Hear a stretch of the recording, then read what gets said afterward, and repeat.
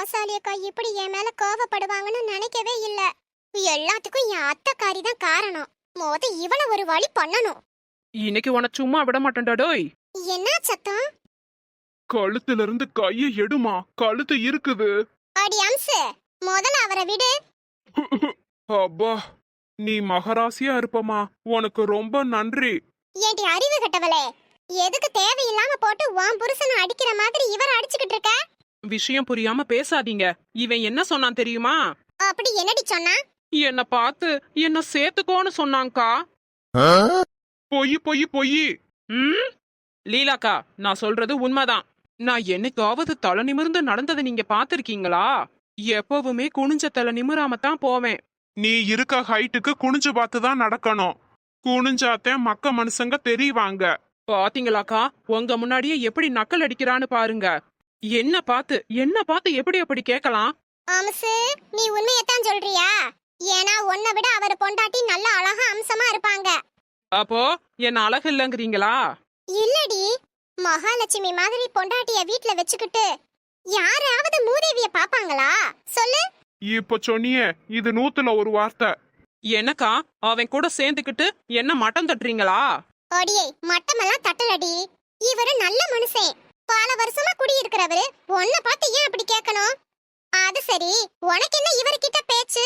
நேத்து இவர் பொண்டாட்டி வச்ச வத்த குழம்பு சூப்பரா இருந்துச்சு. நான் அந்த அக்கா கிட்ட எப்படி செய்யறதுன்னு கேட்டேன். அவங்க என் புருஷன் தான் செஞ்சாரு, அவர்கிட்ட போய் கேளுன்னு சொன்னாங்க. அதனாலதான் இந்த ஆள்கிட்ட வத்த குழம்பு எப்படி வைக்கிறதுன்னு கேட்க வந்தேன். அதுக்கு இந்த ஆளு என்ன சேர்த்துக்கோங்கிறான். அடியே, இம்பிட்டு நேரம் இதுக்கா அடிச்ச? ஆமா. எமோ, இவ ஒரு முட்டா கூவன்னு இப்பதான் எனக்கு தெரியுது. நான் வத்த குழம்பு சேர்த்துக்கிறதுக்கு தான் முதல்ல என்ன சேர்த்துக்கணும், அப்புறம் வெந்தயத்தை வறுக்கணும்னு சொல்ல வந்தேன். நீ எங்கயா முழுசா சொன்ன? நீ எங்க என்ன முழுசா சொல்ல விட்ட? என்ன சேர்த்துக்கணும்னு சொன்னதுமே என் கழுத்தை புடிச்சுல நெரிச்சுப்புட்ட கொலகார பாவி. இனி குழம்பு வேணும் அது வேணும் நீ என் வீட்டை பக்கம் வந்த வெட்டி போட்டுருவேன், ஜாக்கிரதை. இதெல்லாம் ஒரு பொழப்பு. தெரியாதனமா அவசரப்பட்டுட்டோமோ? அம்மா. பாத்தியா மாதவா, உன் பொண்டாட்டி என்னென்ன சொல்றானு? ஆமாமா, அவளை நான் சும்மாவே விட மாட்டேன். இப்போவே அவளை வீட்டை விட்டு துரத்துறேன். இருடா, போகட்டும், விட்டு தள்ளு. என்னம்மா பேசுறீங்க? நடந்த பிரச்சனை எல்லாத்துக்கும் காரணமே அவதான். விடுன்னு சொல்றேன்ல. சரிம்மா, நான் அவளை எதுவும் சொல்லல. நீங்க வருத்தப்படாம இருங்கம்மா. உங்க உடம்புக்கு ஏதாவது ஆயிர போகுது. சரிப்பா, நான் கவலைப்படல, நீ போ. அம்மா கொஞ்ச நேரம் தனியா இருக்கணும்னு ஆசைப்படுறேன். அம்மா. நீ போ, சொல்றேன்ல, நீ போ. சரிம்மா. அழுகிறதா கோபப்படுறதானே தெரியல. பிரீத்திகா. பிரீத்திகா, சாப்பிடுறியாமா? இல்ல அங்கிள், வேணாம். நீ சாப்பிட்டியா இல்லையா? இன்னும் இல்ல. அப்புறம் என்ன, போரு, நான் போய் போட்டுட்டு வர்றேன். நானும் சாப்பிடல, 2 பேரும் சேர்ந்து சாப்பிடுவோம். அண்ணே, உங்களுக்கு கொஞ்சமாச்சு ஏதாவது இருக்கா? அண்ணி அந்த பிரீத்திகா எப்படியெல்லாம் எதிர்த்து பேசுனா, நீங்களும் தானே அதையெல்லாம் பாத்துக்கிட்டு நின்னீங்க. நடந்தது எல்லாத்தையும் நானும் பார்த்தேன். பார்த்ததுக்கு அப்புறமா இன்னும் இவளை தாங்கிக்கிட்டு இருக்கீங்க. தேவி, நீ பேசாம இரு. இதுல நீ தலையிடாத. 2 பேரும் கொஞ்சம் தள்ளுங்க, நான் கிச்சனுக்கு போகணும். இங்க பாருங்க, கிச்சனுக்கு போய் சாப்பாடு போட்டு இவளுக்கு கொடுத்தீங்கன்னு வைங்க, அப்புறம் நடக்கிறதே வேற. என்ன பண்ணுவ இல்ல என்ன பண்ணுவேன்னு கேக்குறேன். நானும் பொறுத்து பொறுத்து போறேன். எப்பவும் ஒரே மாதிரி இருக்க மாட்டேன். என்ன பண்ணுவீங்க அங்கிள்? எனக்கு சாப்பாடெல்லாம் வேணாம் அங்கிள். உனக்கு இவங்கள பத்தி தெரியும்ல, இவங்க இப்படிதான். நான் உனக்கு சாப்பாடு எடுத்துட்டு வர்றேன். இல்ல அங்கிள், வேணாம். மறுபடியும் சாப்பிடாமலே இருந்து மயக்கம் போட போறியா? இல்ல அங்கிள், என்கிட்ட காசு இருக்கு. அண்ணி, இவகிட்ட ஏது காசு? விஜயே இவ கூட பேசுறதில்ல, காசும் கொடுக்கறதில்ல. அதனாலதான் அன்னைக்கு சாப்பிடாம கூட மயக்கம் போட்டு விழுந்தா. இப்போ திடீர்னு எங்க இருந்து வந்துச்சு காசு? ஆமா தேவி, எப்படி வந்திருக்கும்? என்கிட்ட கேட்டா எனக்கு எப்படி தெரியும்? அவகிட்டயே கேளுங்க, எவன் கொடுத்தான்னு அப்போதான் தெரியும். சரிமா, அப்ப நீ வெளியில சாப்பிட்டுக்கிறியா? சாப்பிட்டுக்கிறேன் அங்கிள். எனக்காக யாரும் சண்டை போட வேணாம். அடியே, உன்கிட்ட ஏது காசு? எப்படியோ வந்துச்சு, உனக்கு என்ன பிரச்சனை? அப்போ நீதான் குடுத்தியானா? இல்ல தேவி, நான் குடுக்கல. அப்போ நீ சும்மா இருனே, அண்ணி விசாரிக்கட்டும். சொல்றி, உனக்கு எப்படி காசு கிடைச்சது? அது வந்து என்னன்னு சொல்றது? மகா அண்ணி தான் வந்து கொடுத்துட்டு போனாங்கன்னு சொன்னா. அப்போ உன் குடும்பம் உனக்கு சப்போர்ட் பண்ணுது. குடும்பத்துக்கு தெரிஞ்சுதான் இதெல்லாம் பண்ணிருக்கேன்னு சொல்லி என்ன மட்டும் இல்ல எங்க அம்மாவையும் சேர்த்து திட்டுவாங்க. இப்போதைக்கு எதுவும் சொல்ல வேணாம். ஏய், கேட்டுக்கிட்டு இருக்கேன்ல, அங்க என்ன யோசிச்சுட்டு இருக்க? சொல்லு, உனக்கு பணம் யாரு கொடுத்தா? அது வந்து போயின்னு இழுத்துக்கிட்டு இருக்கத பார்த்தா யாரோ கொடுக்க கூடாத ஆளுக கொடுத்திருப்பாங்க போல. அப்படியெல்லாம் இல்ல. அப்போ யாருன்னு சொல்லு, நாங்களும் தெரிஞ்சுக்கிறோம். அது அண்ணி, பாத்தீங்களா, பதிலையே காணோம். நேத்து இவ யாருக்கும் தெரியாம வீட்டை விட்டு வெளியில போனா அண்ணி. என்ன சொல்ற? ஆமா அண்ணி, இவளை பார்த்ததா பக்கத்து வீட்டுக்காரவங்க என்கிட்ட சொன்னாங்க. நமக்கு தெரியாம இவ எங்கேயோ போயிருக்கா. ஒருவேளை விஜய் மாதிரியே எங்க எவனையாவது. தேவி, வார்த்தைய அளந்து பேசு. ஏன் அவளை அதட்டுறீங்க? தேவி கேட்டதுல என்ன தப்பு இருக்கு? பணம் யாரு கொடுத்தான்னு கேட்டோம், அதுக்கு பதிலையே காணோம். அப்போ நாங்க இப்படிதான் நினைப்போம். சி, நீங்கெல்லாம் என்ன ஜென்மங்க? பிரீத்திகா, ச்சே. பாத்தீங்களா அண்ணி, அவளுக்கு ஒண்ணுன்னதும் அண்ணன் எப்படி துடிக்கிறாருன்னு பாருங்க. ஆமா தேவி, அந்த பொண்ணு ஆளுகளை நல்லா மயக்க கத்து வச்சிருக்கா. எப்படியும் வீட்டுக்கு தானே வருவா, பேசிக்கிறேன். பிரீத்தி, அங்கிள். நீ அழாதம்மா, அவங்க அப்படிதான். இல்ல அங்கிள், இது வரைக்கும் என் கேரக்டரை பத்தி யாருமே தப்பா சொன்னதில்ல. அத்தை அப்படி சொன்னதும் என்னால அதை தாங்கிக்க முடியல. சரிம்மா, உனக்கு பணம் யாரு கொடுத்தா?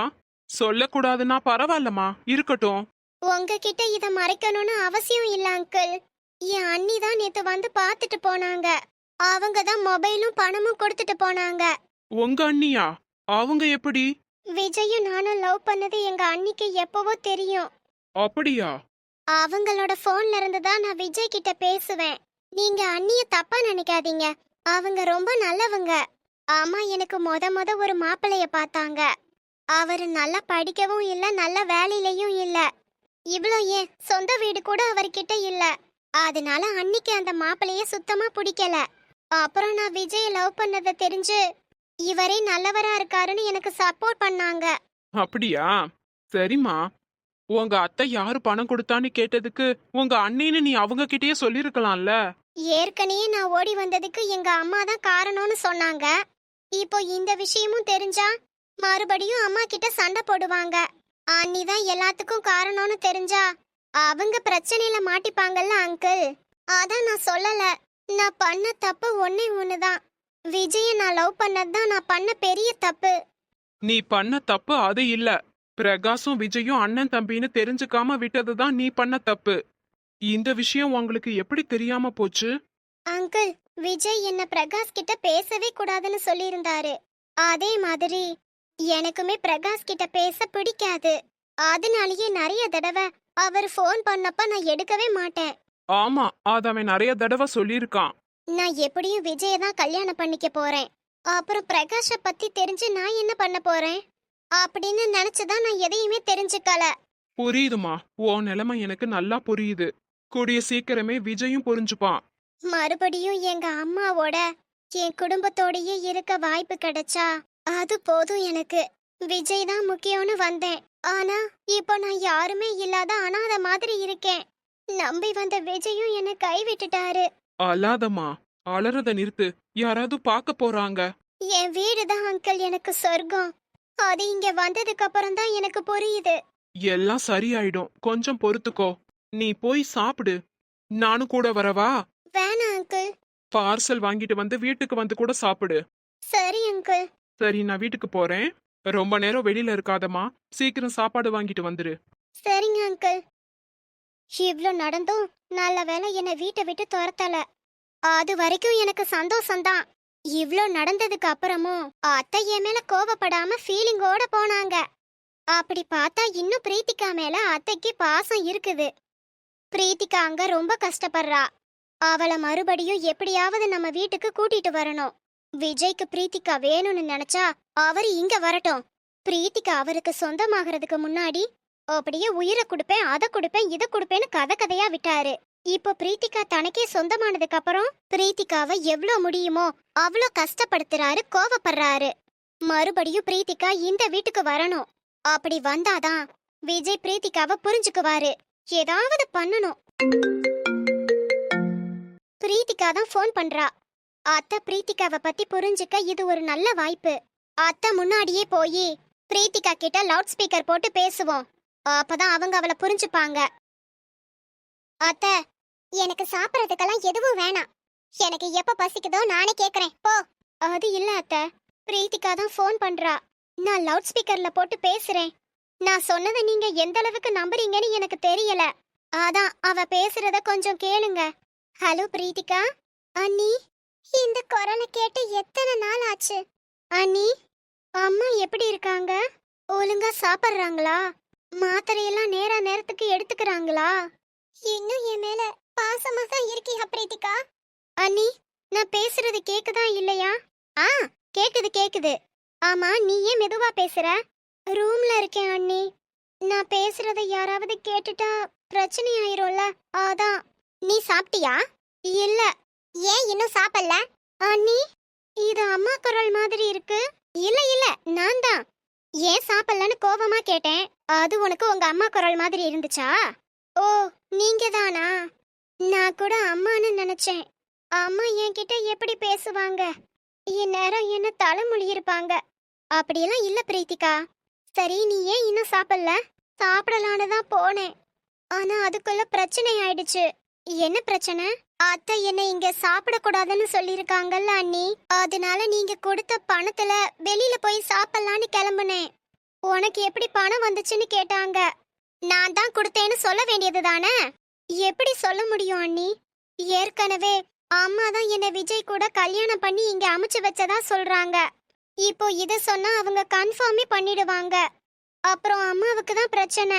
ஏற்கனவே அவங்க உடம்பு வேற சரியில்லாம இருக்காங்க. சரி, அப்புறம் என்னாச்சு? நான் யாரு கொடுத்ததுன்னு சொல்லாததால இங்க எவனையாவது லவ் பண்றியா அப்படி இப்படின்னு பேசி என் கேரக்டரையே அசிங்கப்படுத்திட்டாங்க. ரொம்ப கஷ்டமா இருக்கு அண்ணி. நீ கவலைப்படாத பிரீத்திகா, எல்லாம் சரியாயிடும். இதையே இன்னும் எத்தனை நாள் சொல்லுவீங்க? எனக்குன்னு சொல்லி அழுக கூட யாருமே இல்ல அண்ணி. எனக்கு வாழ்றதுக்கே இஷ்டம் இல்ல. அப்படி சொல்லாதன்னு எத்தனை தடவை சொல்லிருக்கேன். அண்ணி, யாரோ வர்ற மாதிரி இருக்கு. நான் அப்புறம் பேசுறேன். சரி. அத்தை, நான் சொன்னப்ப எந்த அளவுக்கு நீங்க நம்புனீங்களோ எனக்கு தெரியல. இப்போ உண்மை என்னன்னு உங்களுக்கே புரிஞ்சிருக்கும். பிரீத்திகாவை இங்க கூட்டிட்டு வர்றதுதான் சரின்னு எனக்கு தோணுது. இப்படியே விட்டா நம்ம பிரீத்திகாவை இழந்துருவோம். அதுக்கப்புறம் என்ன அழுதாலும் அவ திரும்பி வரமாட்டா. நீங்க நல்ல முடிவு எடுப்பீங்கன்னு நம்புறேன். என் பொண்ணு எவ்வளவு தங்கமானவ. அவளை தினமும் அழ வச்சு அங்க வேடிக்கை பாக்குறாங்க. என் பொண்ணு அரவணைச்சுக்க கூட முடியாத நிலைமையில இருக்கேன். பிரீத்திகா, கவலைப்படாத. இந்த அம்மா உனக்கு இருக்கேன்.